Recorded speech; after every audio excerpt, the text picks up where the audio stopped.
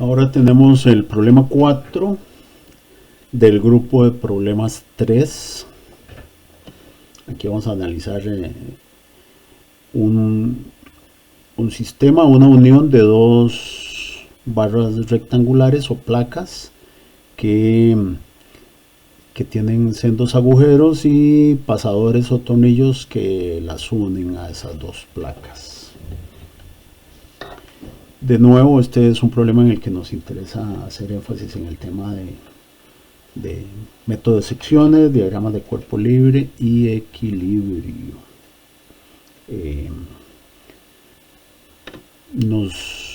Aquí nos dan las dimensiones de la placa, diámetro del tornillo, la fuerza que se transmite, y nos piden averiguar el esfuerzo en las placas en una sección donde no hay agujeros y el esfuerzo en la sección crítica, esfuerzo cortante en los tornillos y esfuerzos de aplastamiento.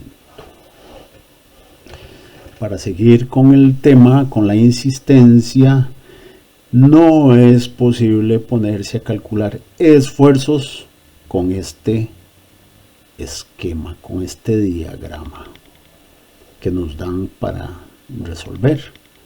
Siempre que vamos a hablar de esfuerzos y de fuerzas internas, hay que hacer cortes y diagramas de cuerpo libre y aplicar las ecuaciones de equilibrio para poder analizar los esfuerzos. Siempre.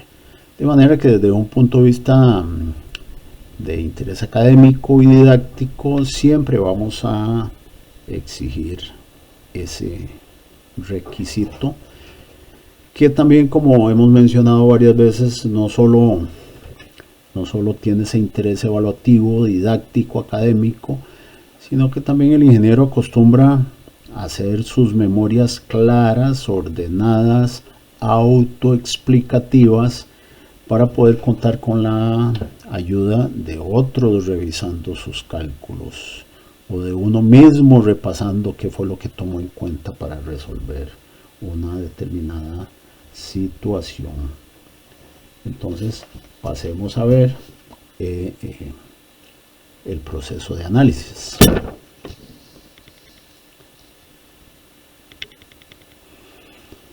Okay. Entre otras cosas nos piden el esfuerzo cortante en los pasadores. Entonces, este era el conjunto. Aquí tenemos otra vista, es esto visto por acá para ilustrar más claramente.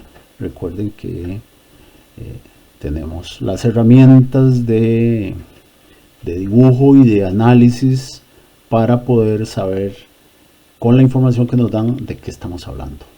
Entonces vamos a cortar por aquí porque queremos averiguar qué hay adentro. Entonces cortamos. Al cortar así, esta placa de aquí abajo la veríamos de esta forma si hacemos un isométrico. Aquí había P, recuerden que solo puede haber fuerza donde había. Aquí no la pusimos ahí arbitrariamente, sino que ahí estaba ya como información. Y puede haber fuerzas donde cortamos, P medios y P medios. ¿Por qué P medios? Porque los dos agujeros están alineados a la misma distancia del eje de esta fuerza, es decir, hay simetría en el problema, los diámetros son iguales, y entonces ahí sí podemos suponer que las dos fuerzas son iguales, pero no es una suposición arbitraria. En esta secuencia de análisis, vean que aquí bueno, hicimos otro isométrico para mostrar que vamos a sacar ese pasador de ahí. Lo sacamos de este agujero, estaba aquí, aquí ya no lo tenemos, y lo tenemos aquí abajo, ¿verdad? Lo movimos aquí para abajo. Ahí donde estaba tenía la fuerza P medios, nos trajimos la fuerza P medios, pero esto requiere equilibrio, requiere todavía una fuerza adicional, y es esta fuerza P medios que es producto del sostén que esta superficie de la placa le hace al pasador. Esta fuerza lo empuja para acá y el contacto con la placa lo sostiene con una fuerza P medios como resultante de los esfuerzos de aplastamiento que hay aquí. En el problema también nos piden averiguar los esfuerzos en la placa, de manera que, de nuevo, para obtener esfuerzos internos en la placa, hacemos un corte que está aquí un poquito más borrosito, atravesando por donde hay agujeros, para mostrar una superficie neta reducida de la placa, reducida porque hicimos agujeros, debilitada podría decirse. Mientras que esta otra es el corte que hacemos por aquí, donde no hay agujeros. Son las cosas que nos pidieron ahí, ¿verdad? Entonces, ¿qué tenemos por aquí?